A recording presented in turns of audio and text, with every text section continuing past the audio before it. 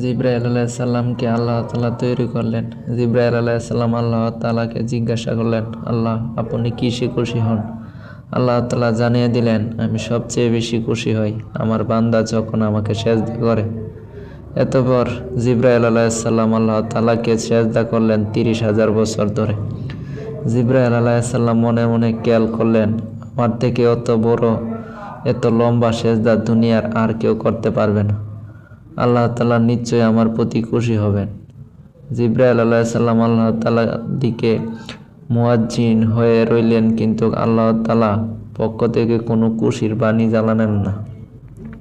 জিব্রাইল আলাইহিসসালাম আল্লাহ তাআলাকে জিজ্ঞাসা করলেন, আল্লাহ আমি যে এত লম্বা সেজদা করলাম, আপনি কি আমার সেজদার প্রতি কোনো খুশি হন নাই? আল্লাহ তাআলা জানিয়ে দিলেন, জিব্রাইল তোমার জবাব আমি দেব, তার আগে তুমি একটু আরশে আজিমের দিকে তাকাও। জিব্রাইল আলাইহিসসালাম তাকিয়ে দেখলেন, আল্লাহ রাব্বুল আলামিন আরশে আল্লাহ তাআলার কুদরতি নূর দ্বারা লিখা হয়েছে, লা ইলাহা ইল্লাল্লাহু মুহাম্মাদুর রাসূলুল্লাহ সাল্লাল্লাহু আলাইহি ওয়াসাল্লাম। জিব্রাইল আলাইহিসসালাম জিজ্ঞাসা করলেন, হে আল্লাহ, আমার সেজদার সঙ্গে এই কালিমার কি মিল? আল্লাহ তাআলা বললেন, ও জিব্রাইল শুনো, আমি আল্লাহ দুনিয়া তৈরি করব, এই দুনিয়ার মানব জাতি ও জিন জাতির হেদায়েতের জন্য লক্ষাধিক নবী রাসূল পাঠাবো। সর্বশ্রেষ্ঠ এবং সর্বশেষ নবী মুহাম্মদকে পাঠাবো।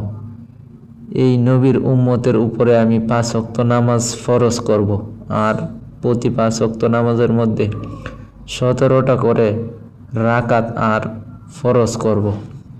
প্রত্যেক রাকাতের মধ্যে 2টি করে সেজদা হবে, আর প্রত্যেকটা সেজদার মধ্যে এই নবীর উম্মত 3 বার করে সুবহানা রাব্বিয়াল আলা পাঠ করবে।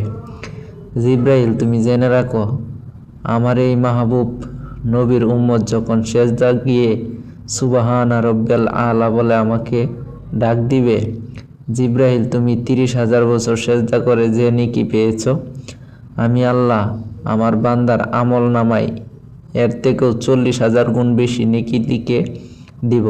সুবহানাল্লাহ।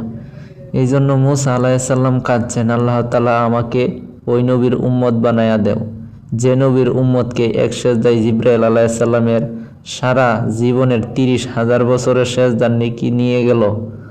আর এই নবীর উম্মত আমাদের কি করা উচিত, আর আমরা কি করছি? আল্লাহ তাআলা সকলকে এই 5 ওয়াক্ত নামাজ করার তৌফিক দান করুক।